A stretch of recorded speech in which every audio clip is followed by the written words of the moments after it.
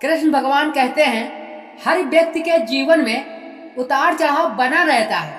कुछ लोग इन परिस्थितियों का सामना करते हैं, वही कुछ लोग हार मान लेते हैं। जो इन मुसीबत का सामना करते हैं वह हमेशा आगे बढ़ते हैं, परंतु हार मान लेने वाला व्यक्ति हमेशा पीछे रह जाता है। जीवन में यह परिस्थितियां हमारे मन से डर और आलस दूर करने के लिए आती हैं।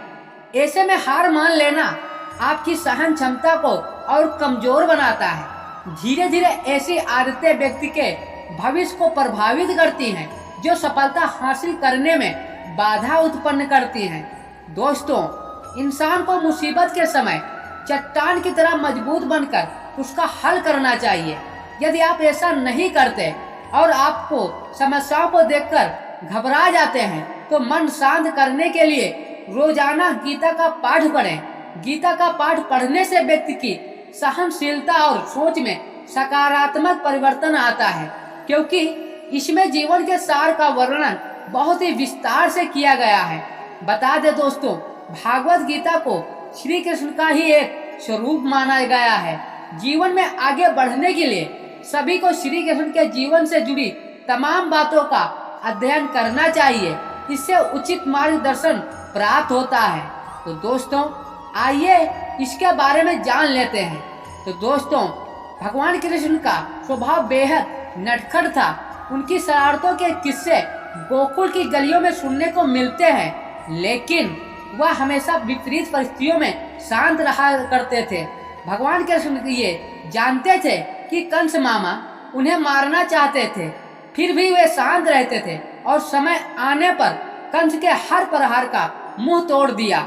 इस बात से हमें सीख मिलती है कि स्थिति कैसी भी हो, यदि आप शांत रहते हैं तो समय भी आपका साथ देता ही है और उस परेशानी का हल आसानी से निकल आता है। दोस्तों, जीवन जितना साधारण होगा उतना उसे जीने में आनंद आता है। ऐसा जीवन व्यक्ति की आत्मनिर्भरता को बढ़ाता है। सभी जानते हैं कि भगवान श्री कृष्ण बहुत सादा जीवन जीते थे।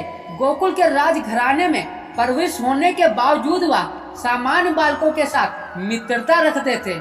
ठीक ऐसे ही हमें भी साधारण जीवन जीना चाहिए।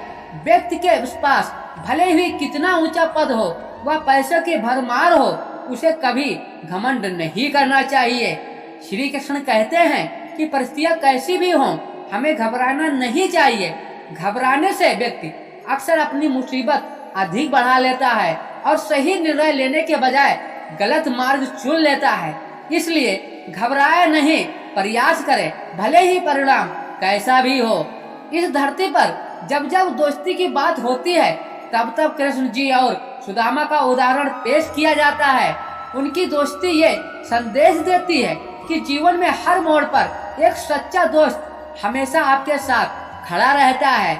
श्री कृष्ण का मानना है कि एक सच्चा मित्र सफलता और मंजिल तक पहुंचाने में हमेशा सहायक करता है। दोस्तों, इंसान को हमेशा अच्छे कर्म करना चाहिए।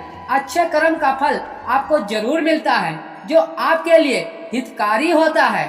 दोस्तों, श्री कृष्ण कहते हैं कि जीवन में सबसे बड़ा कर्म दान है। सभी को जरूरतमंदों को दान देना चाहिए, इससे शुभ फलों की प्राप्ति होती है। तो दोस्तों, ये हमारा मोटिवेशन वीडियो आपको कैसा लगा कमेंट में जरूर बताना। यदि चैनल पे पहली बार आए हैं तो चैनल को सब्सक्राइब करना ना भूलें।